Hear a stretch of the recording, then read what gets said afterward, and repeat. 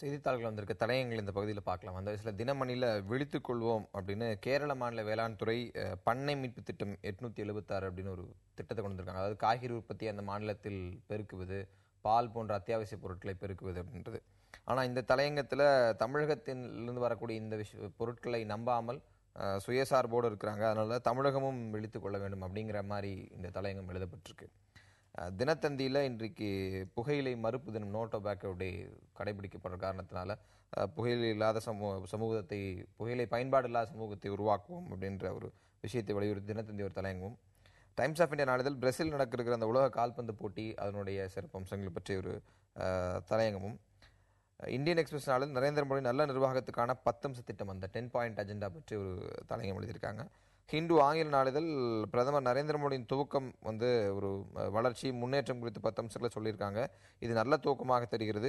தேர்தல் அறிக்கையில் பாரதிய ஜனதா தெரிவித்திருந்த சர்ச்சைக்குரிய விஷயங்களை எச்சரிக்கையுடன் அணுக வேண்டும் அப்படின்னு இதில் சொல்லியிருக்காங்க.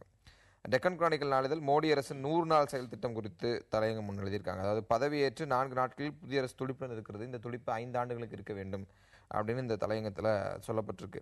ஆனால் மோடி அமைச்சர்கள் 30% அமைச்சர்கள் குற்ற வழக்கில் சிக்கியவர்களாக இருக்கிறார்கள், இது கவலை அளிக்கிறது அப்படின்னு இந்த தலையங்கம் சொல்லியிருக்காங்க. இந்த தலையங்கத்தினுடைய தலைப்பை இப்படி எடுத்துக்கலாம்னு நினைக்கிறேன். பாஜகவினுடைய இந்த முதல் 10 நாட்கள் இருக்கக்கூடிய வேகம் 5 ஆண்டுகளுக்கு தொடருமா அப்படிங்கிறதா இந்த தலையங்கத்தினுடைய எண்டில் வரக்கூடிய கேள்வியாக இருக்குது. உங்களுடைய கருத்து என்ன? பிஜேபியை பொறுத்த வரைக்கும் இன்னைக்கு பொருளாதார கொள்கை தாங்க ஒரு நாட்டில் அந்த நாட்டு மக்களுடைய வாழ்க்கை தரத்தை நிர்ணயிக்கக்கூடியது. காங்கிரஸினுடைய பொருளாதார கொள்கைக்கும் பிஜேபியுடைய பொருளாதார கொள்கைக்கும் எந்த வித்தியாசமும் இல்லை. ஏப்ரல் மாதம் 7ஆம் தேதி அவங்களுடைய மேனிஃபெஸ்டோ வெளியிட்ட உடனேயே காங்கிரஸினுடைய செய்தி தொடர்பாளர் சொல்கிறார், இது கட் அண்ட் பேஸ்ட்டு, எங்களுடைய மேனிஃபெஸ்டோ அப்படியே காப்பி அடிச்சிட்டாங்க அப்படின்னு சொல்லிட்டு. அப்போ இந்த பொருளாதார கொள்கையை பிஜேபி கடைபிடிக்கும் வரை மக்களுக்கான ரிலீஃப் என்பது கொடுக்க முடியாது.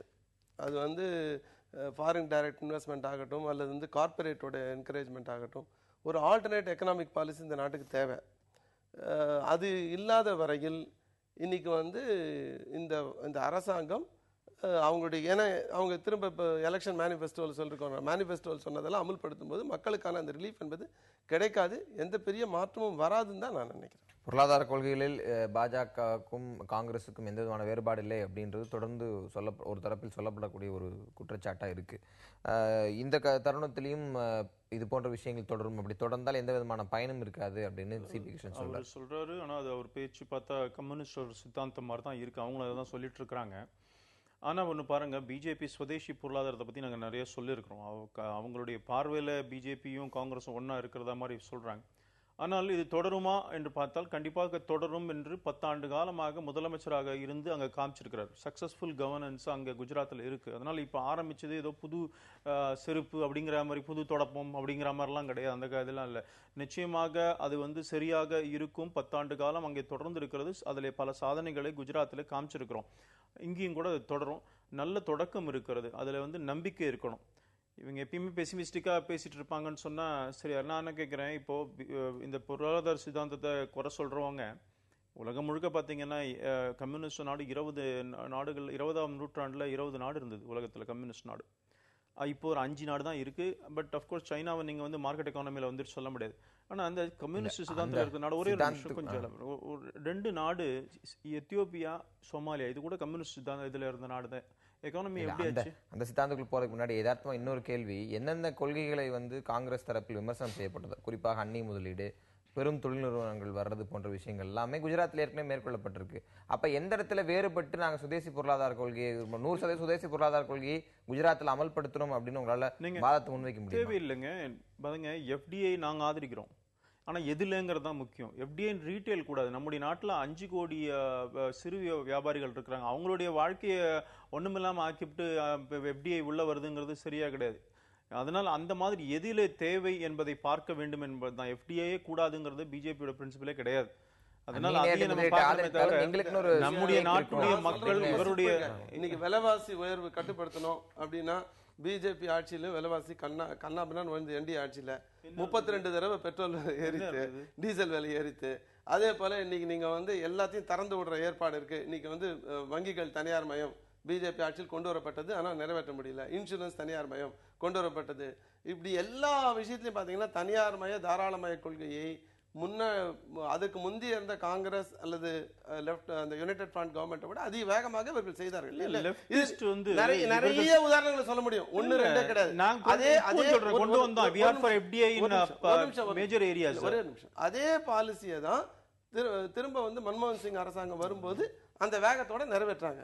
இந்த 10 வருடமாக மன்மோகன் சிங் அரசாங்கம் செய்த அந்த மேற்கொண்ட அந்த கொள்கையும் அதற்கு முன்னாடி 6 வருடமாக என்டிஏ அரசாங்கம் மேற்கொண்ட கொள்கையும் மக்களுடைய அடிப்படை பிரச்சனைகளை தீர்க்கவில்லை என்பதற்கு இன்னைக்கு கிளாரிங் எக்ஸாம்பிள் இருக்கு. ஒரு பக்கம் வந்து $62 பில்லியனர் கையில வந்து இந்த நாட்டோட மொத்த ஜிடிபியில ஒரு 15% 20% இருக்கும். இன்னொரு பக்கம் 80% 75% மக்களுக்கு வந்து ஒரு நாளைக்கு ₹20 கூட செலவழிக்க முடியல அப்படின்ற நிலைமை என்பது இன்னைக்கு ஸ்டார்க் ரியாலிட்டி. நீங்க அதை போக்குவதற்கு என்ன ஆல்டர்னேட்டிவ் இருக்குன்றதான கேள்வி. அதாவது பிஜேபியோட மாற்று பொருளாதார சித்தாந்தத்தை பத்தி நான் ஏற்கனவே சொன்னேன். எங்களது சுதேசி பொருளாதார சித்தாந்தத்தை பத்தி சொல்லியிருக்கிறோம். அதனால இப்ப வந்து இவர் சொல்லது போல இப்ப வந்து நாங்க எஃப்டிஐ வந்து வரக்கூடாதுன்னு சொல்லல. எந்த துறையில தேவையோ, எந்த அளவுக்கு தேவையோ அது வேணும் தான் நாம சொல்றோம். அதனால ஆனா வந்து பிஜேபி கவர்மெண்ட் இருக்கும்போது ஒண்ணுமே செய்யல அப்படிங்கிற மாதிரி சொல்றது ஏற்றுக்கொள்ள முடியாது. பாரதிய ஜனதா கட்சியோட ஆட்சியில் 8% மேல இருந்தது ஜிடிபி.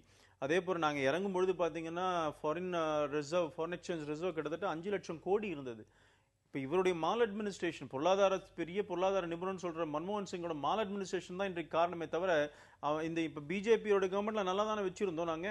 இல்ல எந்த ஒரு பொருளாதார திட்டமும் ஒரு குறிப்பிட்ட கால அளவு எடுக்கணும், அவங்க எப்படி அமல்படுத்த போறாங்க அப்படின்னு பாக்குறதுக்கான ஒரு சாட்சி இருக்கு. இன்னைக்கு ஏற்கனவே இருந்த விஷயங்களுடைய பிரச்சனைகள் தொடருமா தொடராத இன்னைக்கு கைடிங் பிரின்சிபல்னா பிஜேபியோட எலெக்ஷன் மேனிஃபெஸ்டோ தெளிவா இருக்கு. பொருளாதார கொள்கை இவர்கள் என்ன பொருளாதார சித்தாந்தத்தை வைத்திருக்கிறார்களோ ஒரே நிமிஷம் அதுதான் பிஜேபி ஃபாலோ பண்ணணும்னு சொல்ல முடியாது. நீங்க பொருளாதார சித்தாந்தம் அரசியல் சித்தாந்தம் எல்லாம் மக்கள்கிட்ட சொன்னீங்க, மக்கள் ஓட்டே போடலையே கம்யூனிஸ்டுக்கு. நான் என்ன பண்ண முடியும்? உங்களுடைய சித்தாந்தம் மக்கள் ஏற்றுக்கொள்ளவில்லை, அதை புரிந்து கொள்ளவே மாட்டேங்கிறீங்க. ஏற்றுக்கொண்ட சித்தாந்தம் எந்த அளவுக்கு வெற்றி பெறுதுன்னு பாக்குறதுக்கு ஒரு கால அளவு இருக்கு. பார்க்கலாம். இடைவேளைக்கு பிறகு வேற தலைப்பற்றி பேசுவோம்.